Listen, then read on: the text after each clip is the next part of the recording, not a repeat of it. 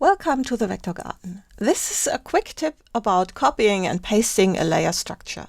So this is a map, and of course as a map, as an infographic in general, it is structured in the Layers panel because that makes sense, and of course in this case it needs to be that way because of all the appearances that are included here. So we can select all of this and then copy it. I'm going to use the shortcut. And now I'm going to create a new document and then we can paste it. But first of all, we need to turn on the remembering of layers. So let's go to the Layers panel. And in here, in the menu, we have to turn on Paste Remembers Layers. Okay. Now let's paste this. And you see, there is something missing. The black outline is missing. Let's go back here. And you see it has a black outline and it's not there. So let's take a look at that. We're going to the Layers panel here. And in here you see all these layers have appearances on them. So they are all gray. Let's go to the new one.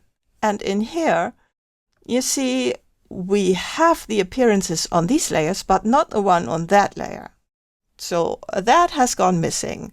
And that's because Illustrator does not copy the layer appearance, or rather it does copy it, but it does not paste it, because it's the top layer. It's a main layer, not a sublayer. So what can we do? Of course, we can create a new layer and move it in there.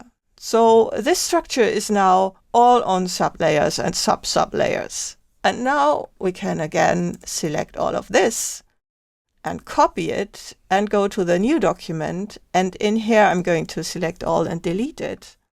And maybe as well, we should first delete that as well. And then let's paste it. And you see now it's there. So we go into this and you see now it has been copied, and now we can also take it out of here and get rid of these two. And we have the same structure, which might be easier than having to recreate that stuff. If you like this, please subscribe to this channel. I have more tips like these.